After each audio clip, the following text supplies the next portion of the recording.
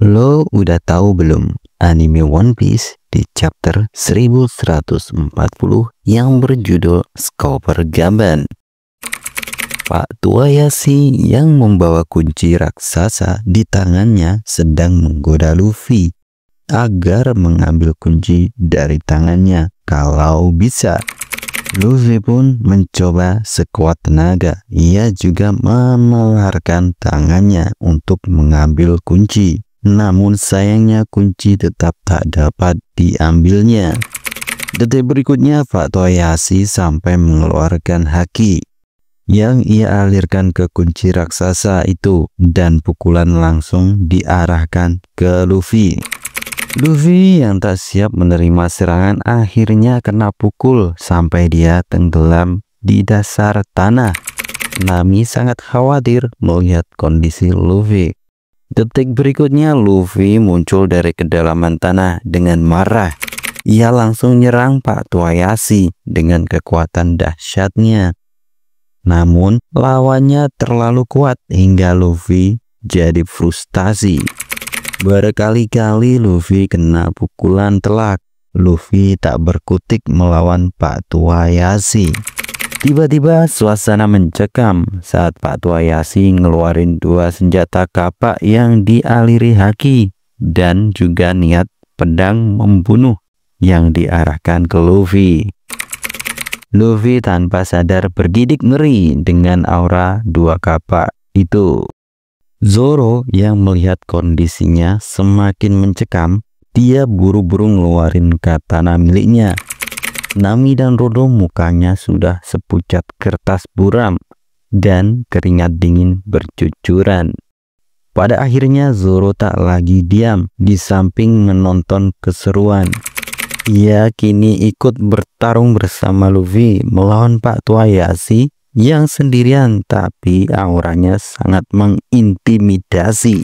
Sedangkan Luffy kini ia juga sudah berubah ke bentuk Gear 5-nya yang bercorak putih-putih berbentuk awan di seluruh tubuhnya.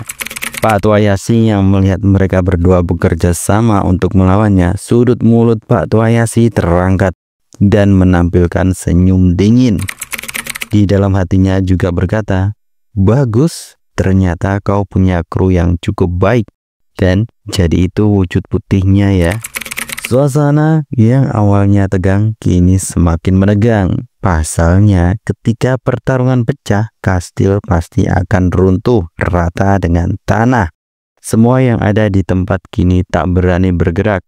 Hanya menyisakan suara-suara runtuhan kecil dari dinding. Detik demi detik berlalu, suasana yang sunyi pecah kembali ketika Luffy dan Zoro memutuskan menyerang duluan Pak Tua Yashi untuk mendapatkan kunci raksasa pembebas Loki. Pak Tua Yashi juga terlihat bersiap-siap untuk menangkis kedua serangan tersebut.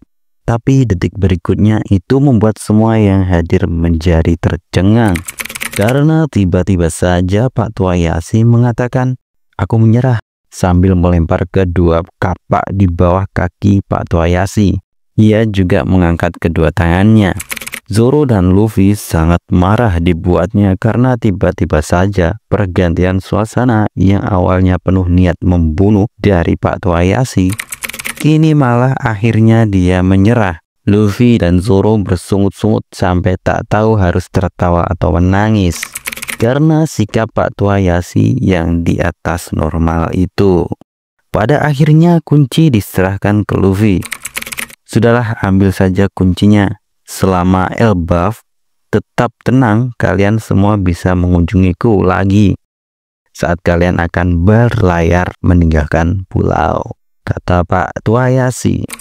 Pak Tua Yashi pun beranjak pergi dengan santai. Ia pun sambil flashback ke masa ia didatangi oleh Akagami no Shanks dan ia membawa berita sang penerus Roger, kapten mereka, telah muncul dan karakternya sangat mirip.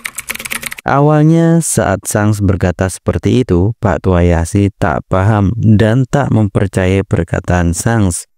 Namun kini ia setelah melihatnya langsung, dia kini yakin karakternya sangat mirip dengan kapten mereka, yaitu Goldie Roger, saat dulu berlayar menaklukkan lautan. Di tempat lain, di sebuah pegunungan yang jauh dari pemukiman penduduk Elbaf, Samrock dan Gungko mendarat dan membuat sebuah lingkaran sihir semacam rune pemanggil. Momentum yang dikeluarkan oleh rune itu setelah mereka berdua aktifkan sangat mirip dengan rune pemanggilan Saint Saturn untuk para Gorose. Kemudian dari rune pemanggilan itu muncul dua sosok orang, yang satu tinggi dengan berewokan dan kaki panjangnya. Satunya lagi dengan kepala mirip ikan lalu lehernya agak panjang. Kedua orang itu linglung dan gak sadar kalau diri mereka telah disummon oleh Samrock dan Gungko. Setelah keduanya sadar, kini mereka mengubah sikapnya di hadapan pemimpin God Knight.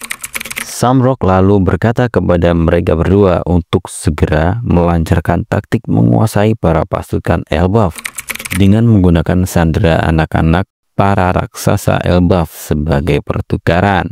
Ia lalu berkata, "Mari kita ubah ini menjadi sebuah permainan."